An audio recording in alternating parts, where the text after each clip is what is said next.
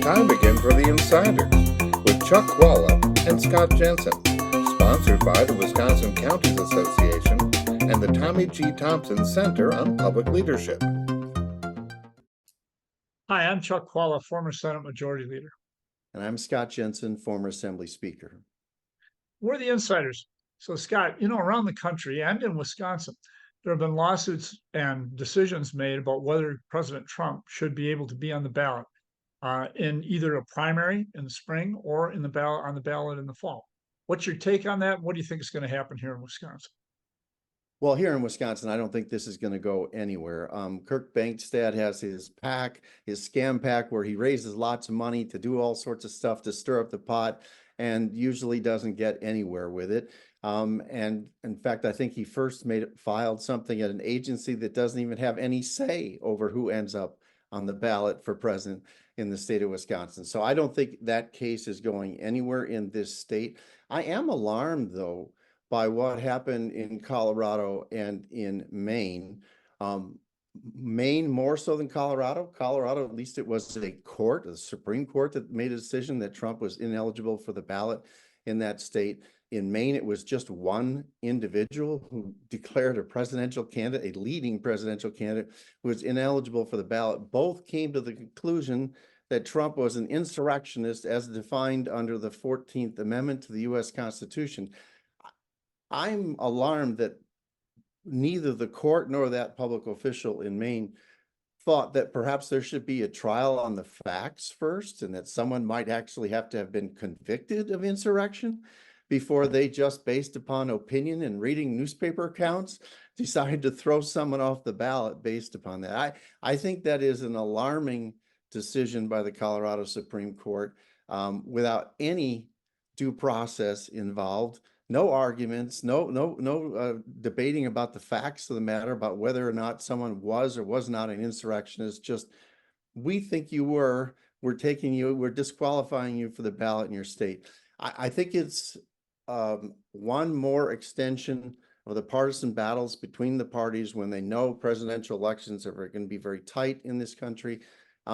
Just taking people off the ballot without really a formal legal process just seems to be kind of out of control to me. Well, let me quote, or at least paraphrase, President Abraham Lincoln, who may have been our smartest president and certainly our most wise, maybe along with George Washington. President Lincoln said something along the lines of, with the majority of the people supporting a proposal, anything can happen. Without a majority, nothing can happen. And he was working with the most divided nation, and probably more divided even than our nation is now. And because of that, unlike many of my colleagues on the Democratic side, I'm really wary of not allowing President Trump to be on the ballot. And I think the problem is that if your democracy is so fragile that it cannot vote against an authoritarian like him, then we will probably not preserve that democracy. But I don't know that we help our cause if we take him off the ballot. A majority of people in this country need to resoundingly vote against this man. And I call on all of the Republicans who watch this program, because if you are willing to listen to both sides. I'm not asking you to vote for Joe Biden. I'm asking you to not vote for Donald Trump. Our democracy is at risk here. And I know the problem here, and the reason that this is being pushed is the 14th Amendment has a very clear thing that it says if you were engaged in insurrection, you cannot serve as an officer of the country. And that includes, I believe, the President of the United States. It's really important stuff. But should that happen now? Or could that happen after the election? And the problem is, it's hard for it to happen in either way. And why is that? It's because we are a democracy.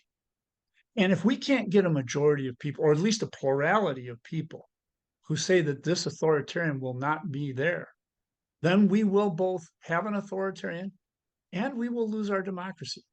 Because if there isn't if there is not a prosecution before President Trump becomes reelected as president, then he will shut down any inquiries that will be out there. He's already made it very clear that the Department of Justice will not be independent, and our democracy will be lost.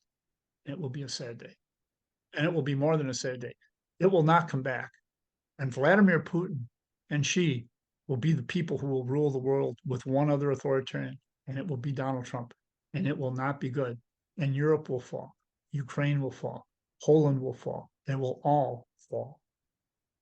Well, I'm confident that American democracy can withstand any one person.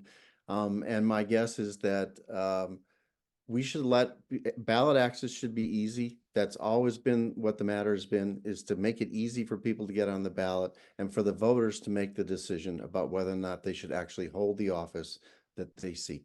And I'm comfortable with that. You and I certainly survived that process. It's a democracy, and God help us if we can't see our pathway through this. See you next week.